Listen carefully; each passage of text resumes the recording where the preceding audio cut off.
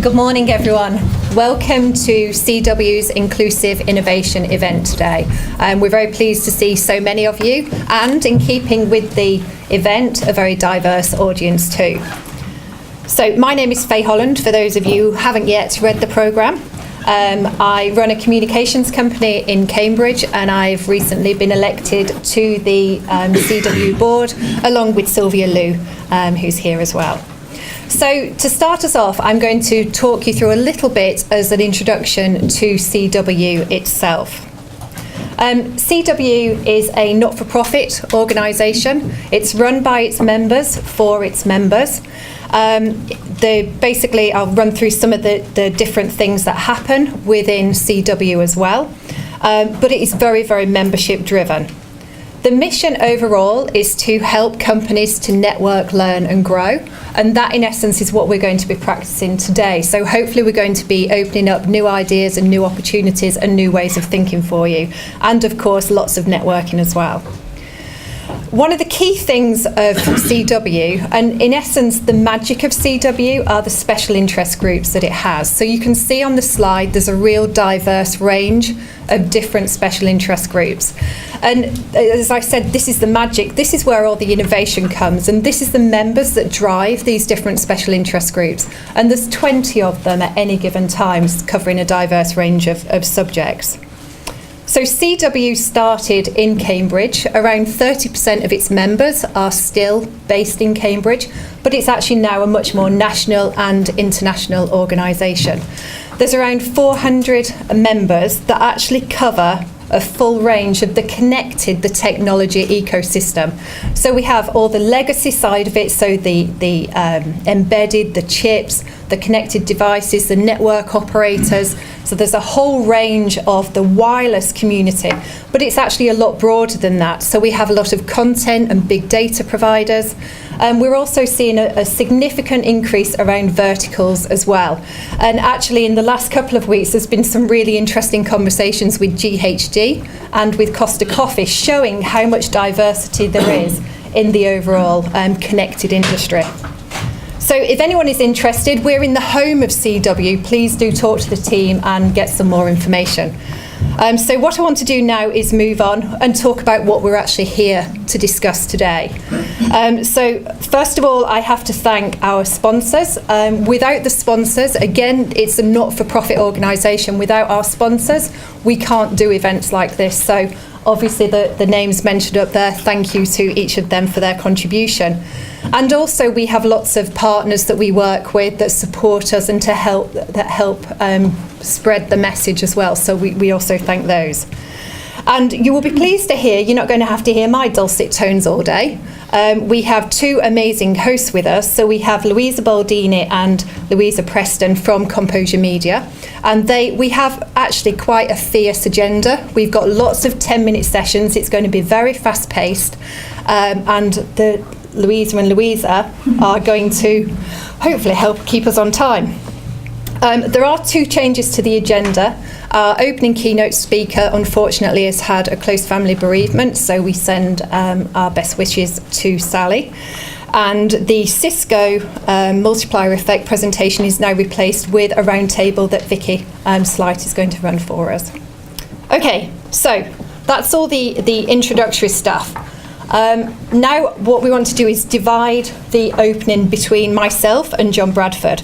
So I'm going to talk a little bit about the inclusive bit of inclusive innovation, and then Jon's going to come on and talk about the innovation bit of inclusive innovation. So a few different things have happened recently, and I thought they're a great example of why we need this type of activity. So I don't know if anyone saw this last week. The Science and Technology Committee was established and announced. Great round of applause until you actually see the feedback on Twitter. Now, I have to say, the good news is there is diversity in this group because there's hardly any experience in science and technology. So Norman Lamb had to very quickly set into an investigation as to why this had happened. For me, there's kind of two things that I think are the big issue. There are 3 spare places. Why didn't the women put their hands up? Because there are women that could do this. But they didn't put their hands up.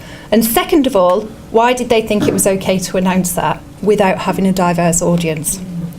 Okay, so that's one thing. Now, a little bit closer to home, this is a picture of a typical CW founders dinner. I don't need to zoom because I think you can see it's pretty much 95% white male, as are quite a lot of the events, which is why I think we have to commend CW for putting on this event and actively trying to use their influence to make the changes necessary. So, what are we talking about when we talk about inclusion? It's actually a whole load of different things, and it means different things to different people and different organisations. So gender is obviously a massive issue. We talk an awful lot about women in technology and that being a significant issue. Quite rightly so. 86% of female founders are less likely to be invested in than men. However, 64% of diverse teams will generate their investors more, better results. But gender isn't just about women, it's about men, it's about individual choice, so I think we have to think much broader about gender in itself.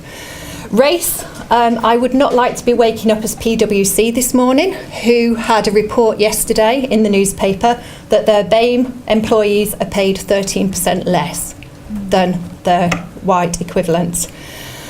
So race is a big issue. Ability, and by ability I mean physical, mental, perspectives, all of those different types of things. Again, I don't know if you heard on the news this morning, Facebook is being slammed because they have banned an RAF disability advert on Facebook. Just beggars belief. Culture. Again, we're a very diverse society. People's personal goals and ambitions need to be reflected in the overall culture of an organisation. And age, we have 5 generations in the workplace for the first time ever. And so you have the young, the innovative, the people that don't have experience but may have a different perspective. And you have the legacy, the knowledge, and how do you get those two different groups to interact? And then one of my favourite ones is on creativity. So we're going through a massive amount of change, and the important thing is we have to like what we get when we get there. So actually having diversity in thought, including humanities, arts, philosophy, music, history, including those perspectives are as important as all of the others. And as we go through the day, you'll have different people talking about different elements of this, and you will obviously think of your own. So these are just my examples to kind of set the scene today. So that's all I wanted to say in terms of setting the scene for inclusion. And I'd like to now hand over to Jon, please, to talk about innovation. Thank you. I'm actually only here just to welcome you to the building and give you a little bit of background about what this building's for and its impact on the subject and also innovation and how we see it in Cambridge. So the Bradfield Centre was imagined, a twinkle in somebody's eye, about 5 years ago. The building itself is named after a guy called Sir Jon Bradford, who was the guy that actually set up the Science Park in 1970. And it's a good representation of thinking about what the future of work looks like, and they started with a clean slate. The building itself has been designed from the ground up and from the inside out, specifically for the topic of supporting the next generation of technology businesses in Cambridge, not necessarily exclusive to companies in Cambridge themselves, but it's also to help support and attract companies that want to participate and be part of this ecosystem in Cambridge itself as well. So I think of it as one of two things. One is essentially it creates a gateway for those that are trying to access the community in Cambridge and the broader ecosystem. And also it helps to create a focal point in the Cambridge ecosystem and trying to get more people that actually want to make a difference in the Cambridge ecosystem under a single roof.